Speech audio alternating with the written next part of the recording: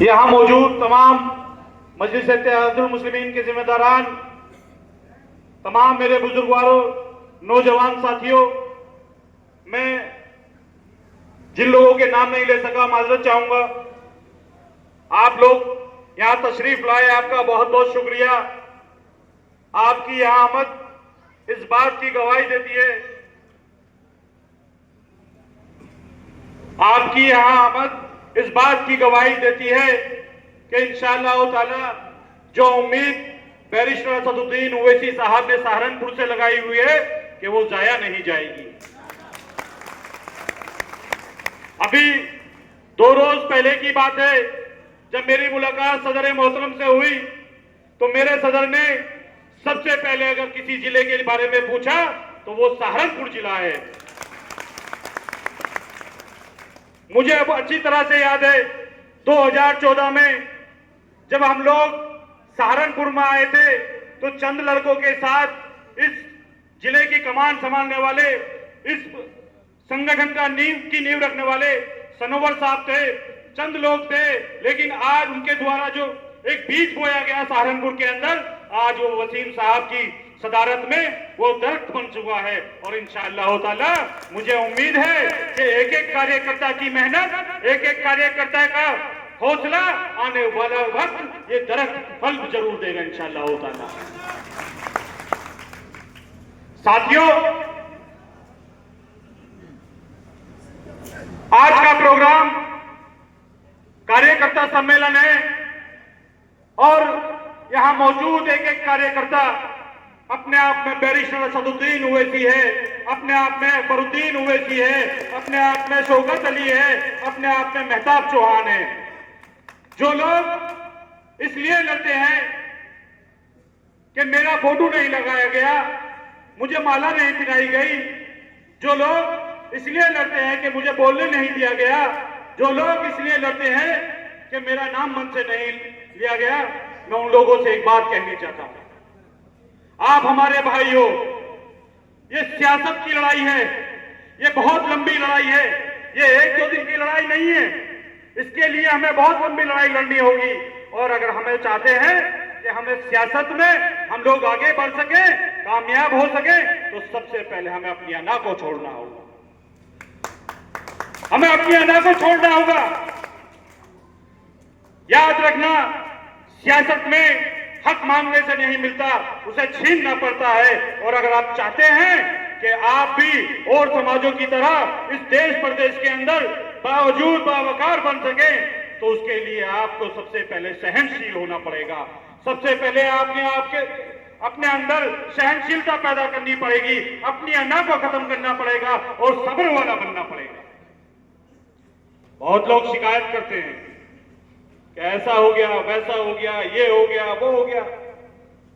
साथियों, हम लोग अपनी अना के चक्कर में ये भूल जाते हैं कि हमारे कायद बैरिस्टर असदुद्दीन ओवैसी ना दिन देखते हैं, ना रात देखते हैं, ना धूप देखते हैं, ना छांव देखते हैं। किस तरह से वो कभी हैदराबाद मिलते हैं तो पता चलता है कि 2 घंटे बाद महाराष्ट्र के अंदर प्रोग्राम अटेंड कर रहे हैं, तो पता चलता है कि अगले दिन उत्तर प्रदेश के सहारनपुर में है, तो पता चलता है कि अगले दिन बिहार के अंदर है। हम लोग भूल जाते हैं कि इस उम्र में भी हमारे कायद किस लिए लड़ रहे हैं, किस फिक्र में लड़ रहे हैं। हम लोग भूल जाते हैं कि हम लोगों को हक और इंसाफ दिलाने के लिए, हम लोगों को जागरूक करने के लिए एक आदमी दर दर की ठोकरें खा रहा है, गली गली कूचे कूचे लड़ रहा है। मेरे साथियों, ये सियासत में कामयाबी अगर आप चाहते हैं तो आपको बहुत कुछ करना पड़ेगा। आज आप कहीं भी चले जाइए, उत्तर प्रदेश ही नहीं पूरे हिंदुस्तान के हालात ये हैं कि हमारा बच्चा, हमारा नौजवान साथी, हमारे बुजुर्ग अगर कहीं दाढ़ी टोपी लगा करके निकल जाए तो उनको दाढ़ी टोपी के नाम पर मोबिलिटी कर दी जाती है। कोई मुसलमान अगर गाय पालने के लिए भी खरीद कर लाता है तो कुछ आतंकवादी उसे रोककर सिर्फ इसलिए मार देते हैं क्योंकि गाय उसके पास होती है। हमारी इबादत गाहों को टारगेट किया जा रहा है, हमारी बहन बेटियों की इज्जत और आबरू से खेला जा रहा है। क्या ये जुल्म की इंतहा नहीं है? मैं आप लोगों से सवाल करता हूं, क्या ये जुल्म की इंतहा नहीं है? क्या जुल्म है हमारा? क्या मुसलमान होना हमारा जुल्म है? क्या हिंदुस्तानी होना हमारा जुल्म है? नहीं, जुल्म अगर है तो हमारा जुल्म यह है कि 75 सालों के अंदर हमने कोई सियासी प्लेटफॉर्म नहीं बनाया। हमने इन 75 सालों के अंदर अपनी सियासी जमात नहीं बनाई। हमने इन 75 सालों के अंदर अपना लीडर नहीं बनाया। हमने अगर कुछ बनाया तो कभी अखिलेश यादव को मुख्यमंत्री बना देंगे, कभी मुलायम सिंह यादव को मुख्यमंत्री बना देंगे, कभी मायावती जी को मुख्यमंत्री बना देंगे, तो कभी इंदिरा गांधी जी को प्रधानमंत्री, तो नेहरू जी को प्रधानमंत्री, और अब तो इतनी इंतहा हो गई कि नेहरू जी से लेकर के राहुल तक के हम लोग जिंदाबाद के नारे लगाते हैं। लेकिन मैं आप लोगों से सवाल करता हूं, 75 साल गैरों का झंडा उठाने के बाद आपको हासिल क्या हुआ? क्यों आज आपको इस अपने मुल्क के अंदर, उस मुल्क के अजीज के अंदर गैरों की निगाह से देखा जाता है, जिस मुल्क की आजादी के लिए हमारे उलेमाओं ने अपनी जानों की कुर्बानियां दी? क्यों साथियों? उसकी वजह यही है क्योंकि हम लोग सियासी तौर पर नाबीना हैं, हमें दिखाई नहीं देता। लेकिन अब समझ लीजिए कि एक नेता, एक लीडर, एक कायद आप लोगों के बीच में आया है जो आपको बेदार करना चाहता है। वो खुद नेता नहीं बनना चाहता बल्कि आपको नेता बनाना चाहता है। वो खुद विधायक मंत्री बनना नहीं चाहता, वो आपको विधायक मंत्री बनाना चाहता है। लेकिन हम लोग क्या कर रहे हैं? हम लोग लगे हैं चुनाव से पहले संगठन में मेरा फोटो नहीं लगाया, मेरा नाम नहीं लिया गया, मुझे मालाएं नहीं पिलाई गई। हम लोग इस चक्कर में लगे और जब चुनाव का वक्त आता है तो हमारा ही भाई हमें बीजेपी का एजेंट बताता है। साथियों, समझना पड़ेगा इस सियासत की लड़ाई बैरिस्टर असदुद्दीन ओवैसी साहब, हाजी शौकत अली साहब अपने लिए नहीं लड़ रहे। वो अगर लड़ रहे हैं तो इन मासूमों के मुस्तकबिल के लिए लड़ रहे हैं। आप देखिए, अगर अल्लाह ने कहा, किसी ने कहा है कि अगर अकल नहीं है तो नकल कर ले। आप देखिए आज इसी उत्तर प्रदेश के अंदर, इसी भारत के अंदर जिस दलित समाज पर जुल्म हुआ वो भी 22 बन करके अपनी जिंदगी जी। जो स्वर्ण जाति के लोग कभी किसी दलित को अपने पास नहीं बिठाते थे, आज वो भी दलित के बेटे और दलित की बेटियों के दरवाजों पर जाकर नमस्कार हैं। इस सियासत को पहचानिए। इस सियासत के अंदर वो ताकत है, इस सियासत के अंदर वो ताकत है जो एक बाबा को मौत से उठा करके सूबे का मुख्यमंत्री बना देता। इस वोट की ताकत को पहचानिए। हम लोग क्या कर रहे हैं? हम लोग 75 साल से वोट तो देते हैं। हम लोग वोट देते हैं तो कभी जनसंघ को हराने के लिए, हम लोग वोट देते हैं तो कभी भाजपा को हराने के लिए, हम लोग वोट देते हैं तो कभी भैया जी को मुख्यमंत्री बनाने के लिए, हम वोट देते थे तो भैया जी के अब्बा जी को मुख्यमंत्री बनाने के लिए। लेकिन हमें क्या मिला? वोट हमारा, नोट हमारा, सपोर्ट हमारा, और हमें क्या मिला? 75 सालों के अंदर अगर हमें कुछ मिला तो हमें आतंकवादी कहा गया, हमें डाली टोपी देखकर आज आतंकवादी समझा जाता है। अगर इन 75 सालों में वोट के बदले में हमें कुछ मिला तो हमारे मदारिसों को आतंकवाद का अड्डा कहा गया, हमारी बाबरी मस्जिद हमसे छीन ली गई और न जाने कितनी मस्जिदों को टारगेट किए हुए हैं। लेकिन हम लोग गुमराह हैं, हम लोग गुमराह हैं।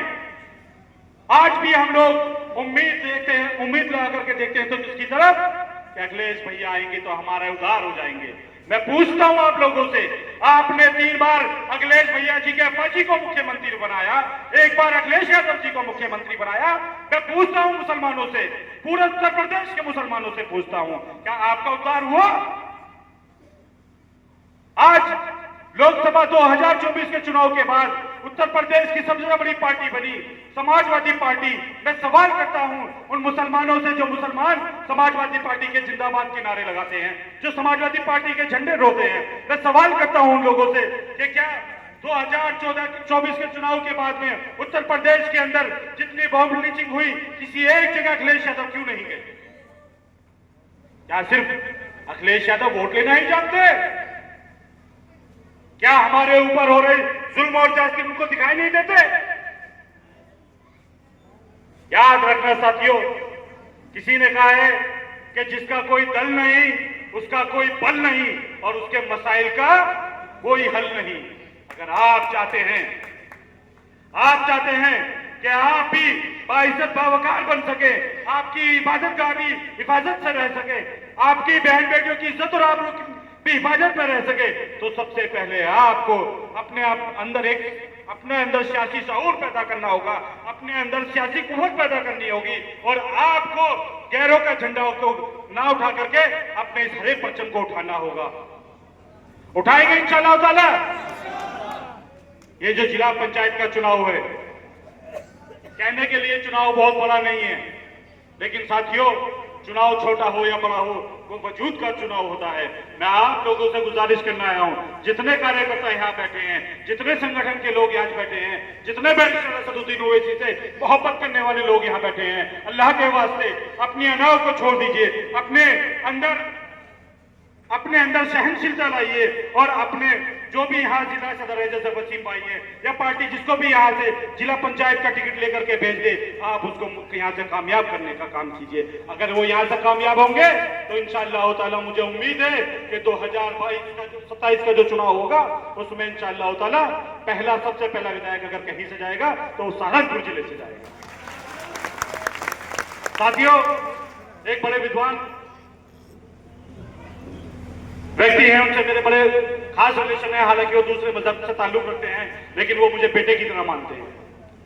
एक बार क्या है, उन्होंने मुझे एक फोटो भेजी थी, एक साहब की माशाल्लाह दाढ़ी भी इतनी लंबी थी, टोपी भी ऊंची वाली थी, और मुझसे उन्होंने सवाल किया कि ये कौन है। मैंने सोचा नाम पूछ रहे होंगे, मैंने कहा जी मुझे मालूम नहीं। बोले मैंने नाम नहीं पूछा, मैंने ये पूछा कि ये देखने में कौन लग रहा है। मैंने कहा जी मुसलमान है। बोले मुसलमान है? मैंने कहा जी मुसलमान है। फिर उन्होंने दूसरी फोटो भेजी अखिलेश यादव जी के साथ की। बोले आप बताइए कौन है? मैंने कहा है तो मुसलमान। के बोले मुसलमान की तुम्हें पहचान नहीं है। मैंने कहा जी कैसे? बोले मुनाफिक है। क्या कहा उन्होंने? कि ये मुनाफिक है। बोले मुनाफिक को जानते हो? मैंने कहा जी जानता हूं। बोले मुनाफिक उसको कहते हैं जो अपने मफाद के लिए पूरी कौम को कटवाते हैं। ये दाढ़ी टोपी रखकर अखिलेश यादव जी की जिंदाबाद कर रहे हैं तो इन्हें कौम से कोई मतलब नहीं है। उन्होंने कहा कि बैरिस्टर असदुद्दीन ओवैसी जैसा नेता अगर सनातन धर्म में होता तो उसकी पूजा होती। उन्होंने कहा अगर बैरिस्टर असदुद्दीन ओवैसी जैसा नेता अगर हमारे यहां होता तो देश का प्राइम मिनिस्टर होता। लेकिन मुसलमान गुमराह है उन मुनाफिकों के पीछे जो कभी अखिलेश यादव की जिंदाबाद करते हैं, तो कभी राहुल गांधी की जिंदाबाद करते हैं, तो कभी मायावती जी की जिंदाबाद करते हैं, और अब तो एक नए मसीहा को उठा करके लेके आ रहे हैं। तो साथियों, एक गैर मुसलमान इतनी बड़ी बात कह रहा है तो हम लोगों को डूब के मरने की, उन लोगों को डूब मरने की बात है जो लोग सियासत तो कर रहे हैं, इस कौम का बेवकूफ बना रहे हैं, इस कौम की वोट तो हथिया रहे हैं, लेकिन जब इसके ऊपर जुल्म और ज्यादती होती है, जब इसके ऊपर नाइंसाफी होती है, जब इसके ऊपर जुल्म किया जाता है, इसकी मॉबलिचिंग की जाती है, इसकी इबादतगाहों को शहीद किया जाता है, वो लोग अपनी जबान ऊपर ताले लगाकर अपने घर में बैठ जाते हैं। साथियों, आपको समझना होगा लोकतंत्र का सबसे बड़ा हथियार वोट है। इस वोट के अंदर वो ताकत है जो एक झाड़ू लगाने वाली समाज की बेटी को उठा करके उत्तर प्रदेश का मुख्यमंत्री बना देता है। इस वोट के अंदर वो ताकत है जो एक चाय वाले को उठा करके देश का प्राइम मिनिस्टर बना देता है। इस वोट के अंदर वो ताकत है जो एक बाबा को मठ में से उठाकर सूबे का मुख्यमंत्री बना देता है। तो साथियों, आप गुमराह क्यों हो, मेरी समझ में नहीं आता कि अल्लाह ताला ने आपको अशरफुल मखलूक बना करके भेजा। क्या बना करके भेजा? अशरफुल मखलूक। लेकिन यहां हम लोग कर क्या रहे हैं? क्या अपने दिलों पर हाथ रख के ईमानदारी से बताइए, क्या हम लोग सही दिशा में जा रहे हैं? क्या हम लोग आने वाली नस्लों के मुस्तकबिल के साथ खिलवाड़ नहीं कर रहे? क्या होगा आने वाले वक्त में जब आपके